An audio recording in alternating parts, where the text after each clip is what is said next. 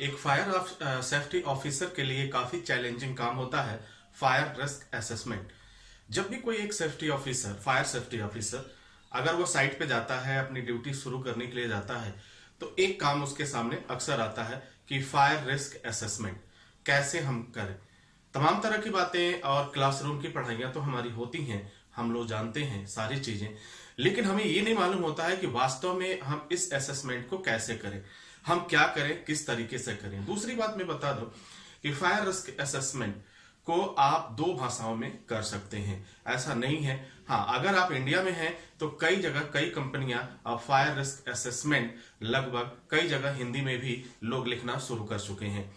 तो इसमें, लेकिन इससे पहले यह जानकारी होना जरूरी है कि हम उस असेसमेंट को कैसे करें, किस तरीके से हम निभाएं, ताकि हम कोई गलती ना कर पाए। आज मैं आपको वो सारे तरीके बताऊंगा और जिनके जिस हिसाब से प्रैक्टिकल होता है, साइट पे काम किया जाता है, आपको साइट पे किस तरीके से असेसमेंट करना है। और कोई भी कर सकता है, बिल्कुल एक नया आदमी अगर उसने कुछ भी नहीं किया है, बिल्कुल फ्रेशर कैंडिडेट है, वो भी इस असेसमेंट को बहुत आसानी से बना लेगा। अब हम जानने की कोशिश करते हैं, पूरा कुछ बातों को आपको याद रखना है। अगर इस बात को याद रखते हैं तो फायर रिस्क असेसमेंट में कभी आपको कोई प्रॉब्लम नहीं होगी। तो इसमें क्या है, एक तरह के दो लाइनें बस याद रखिए। क्या याद रखना है? दो लाइन। वो दो लाइन क्या है? खोजो कौन रिस्क पर है, आपको याद रखना है। खोजो कौन रिस्क पर है, मूल्यांकन कर उपाय करो, इसके बाद रिकॉर्ड और फाइंडिंग। इसके बाद क्या है? रिकॉर्ड और फाइंडिंग, रिव्यू करो। यानी मुख्य बात जो आती है हमारी, जो पहले खोजो कौन रिस्क पर है, मूल्यांकन कर उपाय करो, इतना याद रखो। बाकी दो चीजें तो है, लास्ट वाली जो बात है, दो आपने असेसमेंट में पढ़ा होगा कि रिव्यू करना, फिर रिकॉर्ड करना, रिकॉर्ड फाइंडिंग, ये सारी चीजें। अब यह समस्या आता है, चलो ठीक है, आपने बता दिया कि रिस्क असेसमेंट 5 स्टेप में पूरा होगा, सब कुछ होगा, पहले हम करेंगे। वो जो आपने क्लासरूम में पढ़ाई किया, वो पढ़ाई आपकी ये हो जाती है, आइडेंटिफाई द हैजर्ड। ठीक है, identify the hazard, identify people who might be harm, evaluate risk and implement plan. चौथा आप पढ़ लेते हैं आप रिकॉर्ड फाइंडिंग, और पांचवा रिव्यू एंड रिवाइज। ये 5 स्टेप आपने क्लासरूम में पढ़ा है। लेकिन अब यहां पे ये सवाल उठता है कि ये जो 5 चीजें आपने पढ़ा है, इनको हम कैसे इस पे काम करेंगे। अगर पहले पॉइंट को उठाते हैं आइडेंटिफाई द हैजर्ड को, इसमें हम क्या करेंगे? इसको पूरा याद रखने के लिए बस सीधा ये याद रखिए, खोजो कौन रिस्क पर है, मूल्यांकन कर उपाय करो, इसके बाद रिकॉर्ड फाइंडिंग और रिव्यू पर विचार करो। ये स्लोगन अगर आप याद रखते हैं तो कभी भी आपसे मिस्टेक नहीं होगा। अब ढूंढना कैसे? अगर मान लीजिए कि ये बात हो कि हमें अब पहला स्टेप फॉलो करना है, अब पहले स्टेप को फॉलो करने के लिए आपको क्या करना होगा, इस चीज को मैं बता देता हूं। सबसे पहले आपको क्या करना है, ये तो क्लियर हो गया, कैसे असेसमेंट आप करेंगे, किस तरीके से करेंगे, कहीं कोई प्रॉब्लम ना हो। अब आता है कि पहला स्टेप क्या कहता है? Identify to hazard. अब इस आइडेंटिफाई टू हैजर्ड्स में हम क्या करें, क्या खोजें, क्या ढूंढें, क्या चीज करें कि जो हमको कोई दिक्कत ना हो। क्योंकि सही बात है, जब तक हम किसी चोर को, देखिए रिस्क को सेफ्टी की भाषा में जो रिस्क है, ठीक है, जो हजार्ड है, इनको एक ऐसा चोर की संज्ञा दी जाती है, एक ऐसे चोर के नाम से जाना जाता है, सामने रहता है, दिखाई देता है, लेकिन फिर भी हम उसे पकड़ नहीं पाते हैं। ठीक है, तो ये चीज, ये जो प्रोसेस है, आपको मालूम है कि फायर रिस्क असेसमेंट क्या है, एक तरह का प्रोसेस है, एक जनरल एक पेपर वर्क है, प्रोसेस है। ये प्रोसेस हमको स्टेप बाय स्टेप उन गलतियों को करने से रोकता है। ये गलती मत करना, ये भी हो सकता है, ये भी हो सकता है। अब जैसा कि हम लोग जानते हैं कि हर एक चीज हजार्ड है, और स्पेशली अगर फायर सेफ्टी की बात करें तो that is very dangerous. Fire जो है काफी नुकसानदायक और भयानक स्थिति होती है, क्योंकि हम लोगों ने कई जगह से देखा है, थोड़ी सी चूक अगर हुई तो लोगों की जान चली जाती है। अब मैं बात करता हूं कि पहले स्टेप में आपको क्या करना है, क्या एक्शन लेना है, किस तरह से। अब हम बात करेंगे, यहां आप देखिए आइडेंटिफाई द हैजर्ड। अगर आइडेंटिफाई द हैजर्ड की मैं बात करूं तो यहां पे सबसे पहले आपको ये 3 चीजों पर ध्यान देना है, 3 बातों पे ध्यान देना है। पहली बात, ईंधन का सोर्स क्या है, ईंधन का, इट मीन्स फ्यूल का सोर्स क्या है, फ्यूल का सोर्स क्या है, कैसे लग सकता है। आपको मालूम है कि दुनिया में 3 चीज, आग के लिए 3 चीजें जिम्मेदार होती हैं, फ्यूल होता है, एयर होता है, और क्या, हीट। तो यहां पे हमें यही 3 चीजों को कंसीडर करना है। अगर इन चीजों को देखिए, ईंधन का सोर्स क्या है ये हम जान लेते हैं। फिर इसके बाद इग्निशन का सोर्स क्या है, यानी हीट कहां से आएगा, और फिर हवा या ऑक्सीजन का सोर्स क्या है। ठीक है, हवा और ऑक्सीजन का सोर्स क्या है। तो पहले में आपको ये चीज ढूंढना है। ठीक है, आप ढूंढने की कोशिश करिए। आप जिस भी साइट पे काम कर रहे हैं, चाहे आपका कंस्ट्रक्शन साइट हो या बिल्डिंग्स का हो या रोड कंस्ट्रक्शन, जहां भी आप हो, तो आप इन 3 बातों को खोजने का पहला काम करिए। 3 बातों को ढूंढिए। पहला क्या करना, ईंधन का सोर्स क्या है, what is the source of fuel. Fuel मतलब ईंधन, फ्यूल का सोर्स, ईंधन का सोर्स क्या है, यानी सोर्स का मतलब क्या चीज है जो जल सकता है, क्या चीज है जो अगर हीट मिला तो आग लग सकती है। तो सोर्स पहला खोजेंगे। क्या खोजेंगे, सबसे पहले याद रखिए सोर्स खोजेंगे। उसके बाद से हम करेंगे इग्निशन ऑफ सोर्स, यानी जो ईंधन है उसको कहां से वो इग्निशन मिल सकता है, कहां से उसको वो हीट मिल सकता है। और एक चीज डियर स्टूडेंट, एक चीज मैं बताना चाहता हूं आपको, यहाँ हीट का सेंस ऑफ व्यू क्या है। हीट की हम बात करते हैं, अगर एक क्वेश्चन पूछ दिया जाए, जैसे किसी स्टूडेंट ने मुझसे पूछा था कि सर सन जो रेज है, जो सूर्य की किरणें आती हैं, सनलाइट है, उसमें भी तो गर्मी होती है, फिर वहां आग क्यों नहीं लग जाता है। जैसा कि फायर ट्रायंगल कहता है कि ऑक्सीजन हो गया, एयर हो गया और फ्यूल हो गया और फिर गर्माहट, तो आग लग जाएगा। तो वहां सूर्य की रोशनी भी तो आती है, उसमें भी गर्माहट होती है, आग क्यों नहीं लगता है। तो इस हीट का सेंस क्या है यहाँ पे, इस चीज को आप जान लीजिए और समझ लीजिए। बहुत से लोग इस चीज के बारे में कंफ्यूज हैं। हीट का यहां मतलब है कि उस ईंधन का मेल्टिंग पॉइंट, उसका क्या मतलब, वह टेम्परेचर जो उसको जला सके, वह टेम्परेचर जो जला सके, उसका सेंस यहां पे हीट से लिया जाता है। ठीक है, अगर मान लीजिए कि घर पे है, सही बात है, गर्माहट है, हाथ को भी हम रगड़ते हैं, इसमें भी तो गर्माहट आ रहा है, देखो रगड़ के देखो गर्माहट आ रहा है, क्या हाथ में आग लग गया, नहीं लगा। कहीं भी आप करेंगे, जहां भी आप करेंगे तो एनर्जी जनरेट होगी, लेकिन तब तक वह आपको नुकसान नहीं पहुंचाएगी जब तक कि उसका मेल्टिंग पॉइंट वह क्रॉस ना कर जाए। मेल्टिंग पॉइंट मतलब गलनांक, वो हर एक वस्तु का एक निश्चित टेम्परेचर होता है कि यहां पर जाने के बाद ये जल जाता है। ठीक है, चलिए हम आगे चलते हैं। तो ये ध्यान रखिएगा, यहाँ हीट का सेंस है, एग्जामिनर आपसे या इंटरव्यूअर आपसे पूछ सकता है कि यहाँ हीट का मतलब क्या हुआ, तो ये चीज आप जरूर जानिए। फिर हम बात करेंगे हवा या ऑक्सीजन। वहां हवा यानी आग के लिए क्या है, जरूरी है, हवा जरूरी है, या आप कह लो ऑक्सीजन जरूरी है। तो इसके लिए जो चीज भी जरूरी है वो कहां से आ रही है, क्योंकि हम जानते हैं, जैसे एक वीडियो मैंने क्या कहा था, आग बुझाना है बाप को मार दो, आग बुझाना हो बाप को मार दो। यानी बाप क्या, 3 चीजें हैं, 3 को बाप माना गया है, फ्यूल को, हीट को एंड एयर को, ऑक्सीजन, एयर और ऑक्सीजन, ये 3 को बाप माना गया, फादर माना गया।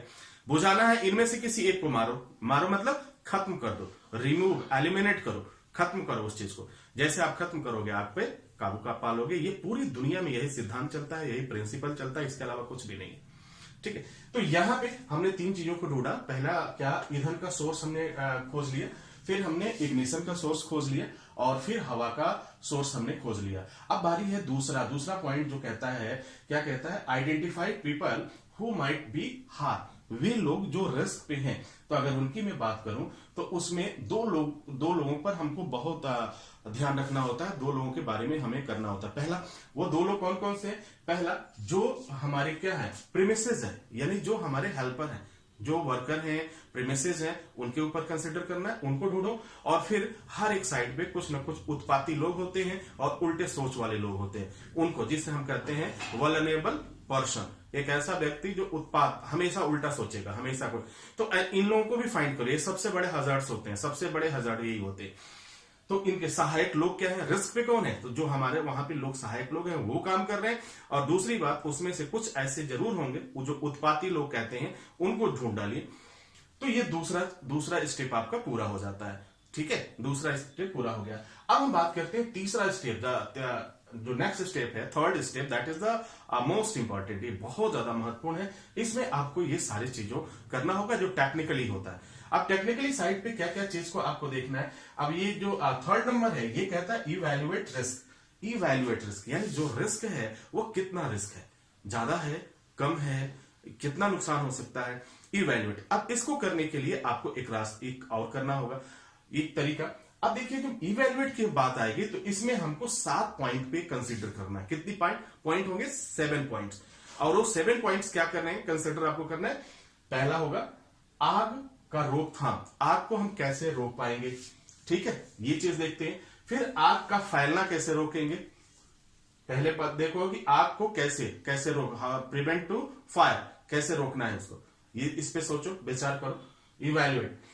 उसके बाद आग का फैलना कैसे रोकोगे, जब आग होता है तो स्प्रेड करता है, वो फैलता है, फैलने लगता है, उसको आप कैसे रोकोगे। तो इसके बाद से आग का डिटेक्टर, आग के लिए कोई डिटेक्टर है, अलार्म है। अब तो दोनों फैलना है और आग की सूचना जब हमें पता चले, तो पता चलने के लिए, आग की पता चल जाए, तो इसके लिए हम लोग डिटेक्टर का यूज करते हैं। कहीं पे होम डिटेक्टर होता है, कहीं हीट डिटेक्टर होता है, और जो एक सेंस करता है और एक सेंसर के माध्यम से हमें सूचना दे देता है कि यहाँ पे आग की शुरुआत हो चुकी है या आग लग चुका है, ठीक है। तो हमारे पास क्या है, आग डिटेक्टर और अलार्म, ठीक, इस पे देखेंगे। फिर देखेंगे फायर फाइटिंग इक्विपमेंट क्या क्या है आपके पास। फायर फाइटिंग, क्योंकि हम क्या कर रहे हैं, फायर रिस्क असेसमेंट कर रहे हैं कि कोई काम शुरू होने वाला है और साइड पे हम फायर रिस्क असेसमेंट कर रहे हैं। तो फायर रिस्क असेसमेंट करने के लिए हमें इस डिटेक्टर को भी देखना होगा। क्या करना होगा, इस डिटेक्टर को, आग का डिटेक्टर जिसे फायर डिटेक्टर कहते हैं, अलार्म, फायर फाइटिंग इक्विपमेंट है कि नहीं। अब इक्विपमेंट में तमाम तरह की चीजों को कंसिडर करिए। फायर एक्सटिंग्विशर हो गया आपका, फायर ब्लैंकेट हो गया, स्प्रिंकल्स हो गया, तमाम तरह की चीजें, जो भी फायर फाइटिंग इक्विपमेंट है उनको आप देखिए, उनको रिकॉर्ड करिए, उनको इनकी लिस्ट बनाइए। फिर आगे बाहर जाने, फायर फाइटिंग इक्विपमेंट के बाद से जो है बाहर जाने का रास्ता, जो एस्केप है, बाहर जाने का रास्ता, उस रास्ते को हम देखते हैं और कंसीडर करते हैं, उस रास्ते कैसे, किस तरीके से, और वो कहां हो, किस तरह का हो।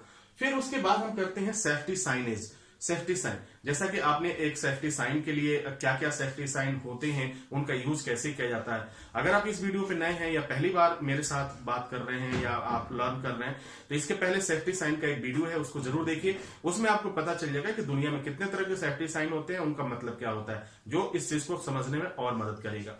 तो सेफ्टी, बाहर सेफ्टी साइनेज और नोटिस, ये चीज बहुत मायने रखता है, इस चीज को भी आप इस पर कंसिडर करेंगे। और फिर 7 पॉइंट्स पे आता है प्रॉपर आप प्लानिंग, आपकी प्लानिंग क्या है, किस तरीके से। अगर हम ये मान के चलते हैं, सोच के चलते हैं कि चलो अगर आग लग गया तो हम क्या करेंगे, किस तरीके से करेंगे, और इसी चीज से निपटने के लिए हमें क्या करते हैं, हम फायर ड्रिल करते हैं। फायर ड्रिल क्या मतलब, एक तरह का रिहर्सल, एक तरह का अभ्यास होता है कि अगर इस तरह की सिचुएशन आई तो फिर हमको इस तरह से कैसे निपटेंगे, किस व्यक्ति का क्या रोल है, ये सारी बातें हम इस चीज पे समझते हैं और जानते हैं। तो डियर स्टूडेंट्स, अगर फायर रिस्क असेसमेंट बहुत ही आसान है, आप इसको चाहो तो 5 मिनट के अंदर कर सकते हो। पूरा साइट मूव करो और साइट मूव करने के बाद से इन सब चीजों पे ध्यान रखो। तो फायर, अगर कभी आप फायर रिस्क असेसमेंट के बारे में भूल जाते हैं तो सिर्फ एक ये 2 लाइन याद रखिए। क्या याद रखना है, खोजो कौन रिस्क पर है, खोजो कौन रिस्क पर है, मूल्यांकन कर उपाय करो। खोजो कौन रिस्क पर है, मेरे साथ बोलिए, खोजो कौन रिस्क पर है, मूल्यांकन कर उपाय करो। ये लाइन बस याद रखिएगा, आप कभी इस चीज को नहीं भूलेंगे। और फिर उसके बाद किसमें क्या करना, ये चीज मैंने आपको बताया कि 3 चीजें, 3 में इवैल्यूएट कर लीजिए। अब चौथा में क्या करेंगे, अब चौथा पॉइंट जो कहता है, चौथा क्या कहता है, रिकॉर्ड फाइंडिंग। अब इसमें किस चीज पर कंसिडर आपको करना है, क्या बनाना है रिपोर्ट में और क्या लिखना है। तो इसमें देखिए, आपको इसमें करना है चौथे पॉइंट में इमरजेंसी प्लान। सबसे पहले कंसिडर आप करेंगे इमरजेंसी प्लान पे।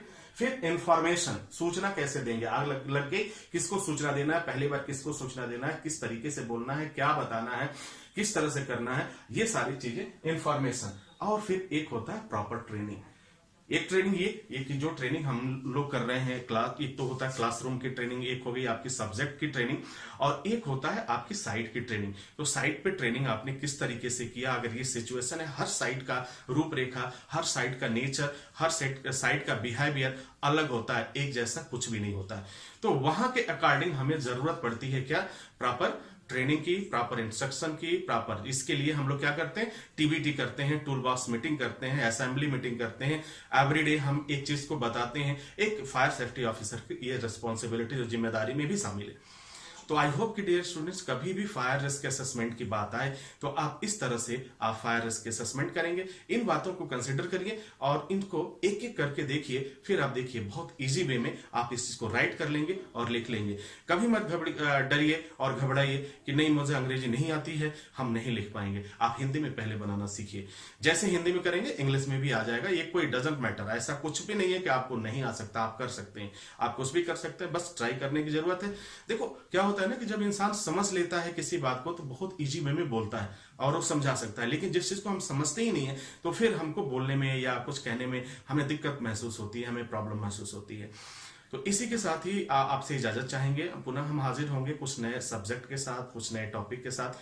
जो मकसद क्या है, वे स्टूडेंट्स जो मेरे पास नहीं आ पा रहे हैं या वो दूर हैं या फिर पढ़ाई किया लेकिन वो प्रॉपर वे में ट्रेन नहीं हो पाए, कहीं ना कहीं कमी हो गई, तो कोशिश ये है कि उनकी वो सारी कमियों को दूर किया जाए। मेरा वीडियो बनाने का मकसद यही होता है कि आपको बेहतर ट्रेनिंग और उसके साथ एक बेहतर जॉब, क्योंकि यह हमारे जीवन के लिए काफी जरूरी है। इसी के साथ इजाजत चाहेंगे, नेक्स्ट वीडियो में हम पुनः हाजिर होते हैं। तब तक के लिए wish you all the best. Thank you for watching, thank you for learning.